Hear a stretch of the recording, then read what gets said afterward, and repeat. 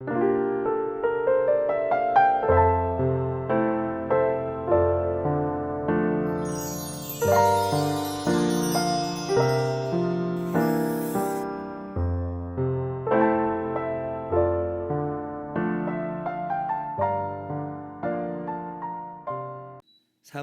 18장 16절에서 23절까지 말씀을 교독합니다. 요압이 나팔을 불어 백성들에게 그치게 하니 그들이 이스라엘을 추격하지 아니하고 돌아오니라. 그들이 압살롬을 옮겨다가 숲풀 가운데 큰 구멍에 그를 던지고 그 위에 매우 큰 돌무더기를 쌓으니라. 온 이스라엘 무리가 각기 장막으로 도망하니라. 압살롬이 살았을 때에 자기를 위하여 한 비석을 마련하여 세웠으니 이는 그가 자기 이름을 전할 아들이 내게 없다고 말하였음이더라. 그러므로 자기 이름을 기념하여 그 비석에 이름을 붙였으며 그 비석이 왕의 골짜기에 있고 이제까지 그것을 압살롬의 기념비라 일컫더라. 사독의 아들 아히마아스가 이르되 청하건대 내가 빨리 왕에게 가서 여호와께서 왕의 원수 갚아주신 소식을 전하게 하소서. 요압이 그에게 이르되 너는 오늘 소식을 전하는 자가 되지 말고 다른 날에 전할 것이니라. 왕의 아들이 죽었나니 내가 오늘 소식을 전하지 못하리라 하고.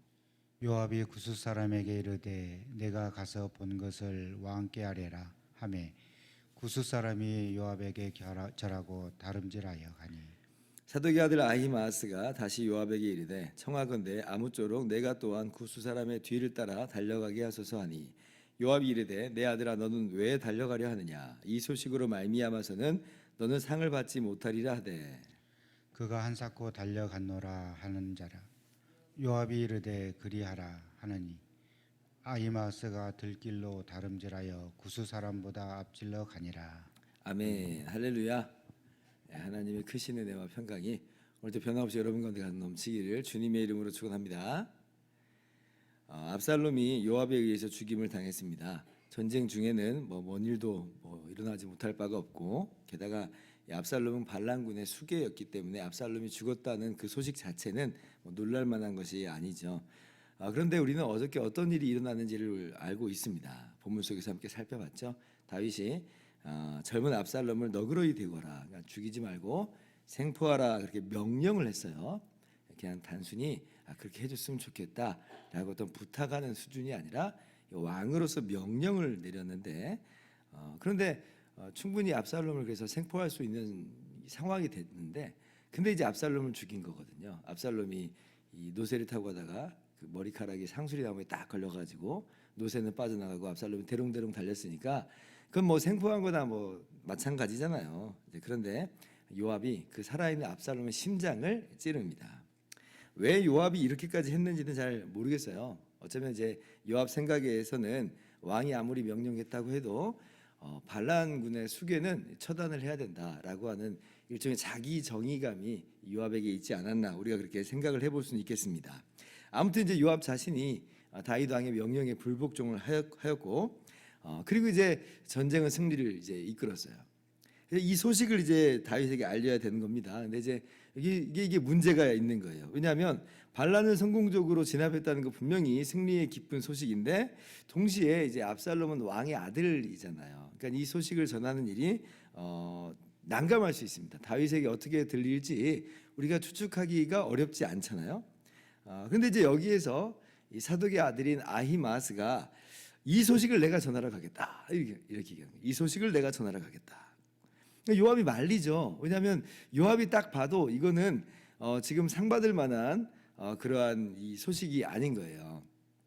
옛날에 이제 또 요압의 머릿속에 떠오르는 기억들이 있겠잖아요. 이 사울 왕이 아주 옛날에 이제 죽었을 때 죽임을 전쟁 중에 전사했을 때 그 소식을 이제 다윗에게 알리러 온 아말렉 사람이 있었어요. 근데 이제 그 아말렉 사람은 내가 사울 왕을 죽였다. 이제 그렇게 이제 이야기하면서 사울 왕의 죽음을 전한 겁니다. 그러니까 다윗 왕이 네가 어찌하여 여호와의 기름 부음 받은 자를 죽이기를 두려워하지 아니하였느냐라고 하면서 오히려 그 소식을 알리러 온 사람을 이제 죽이는 일이 있었습니다. 또 그 다음에는 이스보셋의 머리를 들고 암살을 해가지고 머리를 들고 찾아온 이 바나와 레갑이라고 하는 장수도 좋은 소식인 줄 알고 이제 그 사람들은 다윗에게 그렇게 이스보셋을 죽이고 그 머리를 들고 왔겠지만, 근데 다윗은 그 사람들도 다 죽였던 일이 있었어요. 그러니까 오늘 이 경우는 그 경우하고는 물론 다릅니다만은, 그래도 이게 다윗에게 상받을 만한 그런 일이 아니라는 걸 알고 있으니까 자칫 전령이 또 무슨 일을 당할지라고 하는 생각이 머릿속에 스쳐 지나가니까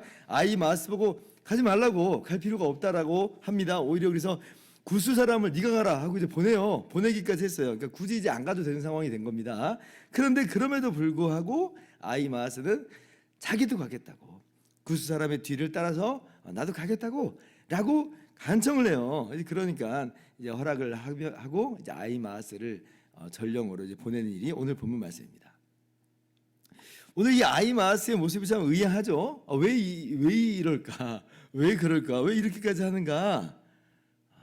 오늘 말씀 속에서는 그 어떠한 그 의도나 어떠한 모습도 나오지 않아요. 그냥 한사코 달려가겠다라고 하는 아히마아스의 모습만 나올 뿐입니다. 근데 이제 내일 우리가 함께 읽어볼 그 본문을 보면 왜 아히마아스가 달려가려고 했을까라고 하는 그 대답이, 그 힌트가 거기에 좀 나와 있어요. 28절을 보면 이제 이렇게 아히마아스가 다윗왕에게 보고하는 내용이 나옵니다. 아히마아스가 외쳐 왕께 아뢰되 평강하옵소서 하고 왕 앞에 얼굴을 땅에 대고 절하며 이르되 왕의 하나님 여호와를 찬송하리로다. 그의 손을 들어 내 주 왕을 대적하는 자들을 넘겨 주셨나이다. 이게 무슨 얘기냐면요, 아히마아스는 압살롬의 생사에 대해서는 의도적으로 말하지 않습니다. 의도적으로 말하지 않고 오직 승전의 소식만을 알려요. 그러니까 아히마아스의 의도, 아히마아스의 마음을 우리가 여기서 엿볼 수가 있는 거죠. 아히마아스는요, 오직 이 마음이에요. 이 다윗에게 힘과 위로를 전하고 싶은 거예요. 힘이 되는 소식, 위로가 되는 소식을 전하고 싶은 거죠. 그러니까 전쟁의 승패를 지금 조마조마하게 기다리고 있을 그런 다윗일 텐데, 또 연이어서 이제 압살롬의 죽음의 소식이 분명히 슬픔으로 다가올 텐데, 그 슬픔을 조금이라도 상쇄시켜 줄 수 있는 그러한 소식을 알리고 싶다라고 지금 아히마아스는 생각을 하고 있는 거죠. 그러니까 선한 마음으로 정말 기쁜 소식을 전하는 자라고 하는 것이 오늘 아히마아스의 이 모습입니다. 그리고 이렇게 다윗을 위하는 마음은 궁극적으로는 다윗의 하나님, 그러니까 다윗을 세우신 하나님을 경외하는 자세에서 비롯된 것임을 우리가 알 수 있어요. 그러니까 왕의 하나님 여호와를 찬송하리로다. 그러니까 이 전쟁은 단순히 어떤 사람과 사람과의 전쟁을 넘어서서 이건 하나님의 전쟁으로 간주하고 하나님의 나라의 승리로 그렇게 이해를 하고 있었던 것을 우리가 또 알 수가 있죠. 저는 오늘 이 말씀 보면서 우리가 바로 이런 아히마아스와도 같은 그런 자세, 또 그런 마음을 가지고 이 기쁜 소식을 전하는 우리 모두가 될 수 있기를 바랍니다. 여러분, 우리에게 들려진 정말 기쁘고 좋은 소식이 있죠. 어떤 소식이에요? 예수 그리스도로 말미암은 구원의 소식이에요. 생명의 소식입니다. 주님의 십자가와 부활로 말미암아 예수 그리스도를 나의 주와 구주로 믿는 자에게는 그 모든 죄가 용서함 받고 의롭담을 받아 하나님의 자녀가 된다라고 하는, 구원을 받는다라고 하는 정말 기쁜 소식이 우리 가운데 들려졌어요. 세상에 이것보다 더 기쁜 소식이 어디 있겠어요? 물론 이 소식이 내포하는 바는 어떤 얘기가 있어요. 믿지 않는 자는 영원히 멸망하게 된다는 두려운 소식이 함께 내포되어 있지만, 그러나 그래도 우리는 주저하지 않습니다. 주저하지 않아요. 우리의 마음은 다만 어떤 마음일 뿐이냐면, 우리의 전하는 기쁜 소식을 통해서 저 사람이 위로를 받고 저 사람이 힘을 얻고 저 사람이 구원을 받기를 바라는 마음으로 우리는 전하는 거예요. 그 중에는 그럼 안 믿는 사람은 어떻게 돼요? 우리 부모님 안 믿고 돌아가셨는데 어떻게 해요? 라고 반발하는 사람이 있을지 모르겠어요. 그래서 정말 그것이 정말 그에게는 안타까운 소식으로 들려질 수도 있겠습니다만은, 그러나 우리가 논쟁하고자 함이 아니에요. 그렇게 해가지고 그래서 이제 그들의 마음을 아프게 하자는 얘기가 아닙니다. 우리는 그 마음을 충분히 헤아릴 수 있어요. 그런데 그럼에도 불구하고 이제 그 일은 지나간 일이니까 우리가 어쩔 수 없는 노릇이고, 다만 이 소식을 전해 듣는 당신만큼은 이 소식을 통해서 위로받기를 원하고 구원받기를 원한다. 이 소식이 당신에게는 정말 기쁜 소식이 되기를 바란다. 기쁜 소식이니까 사실 이제 그런 마음으로 우리는 이 복음을 전한다라고 하는 거죠. 그래서 우리도 오늘 굳이 달려가기를 바랍니다. 이 한 주간도 굳이 달려갔으면 좋겠어요. 아름답도다 좋은 소식을 전하는 자들의 발이여, 성경에 말씀하고 있죠. 그래서 우리의 발이 정말 이렇게 주님 나라의 기쁜 소식을 전하는 쓰임받는 발이고 아름다운 발로서 오늘의 삶을 살아가는 저와 여러분들 되기를 주님의 이름으로 축원합니다. 기도하겠습니다.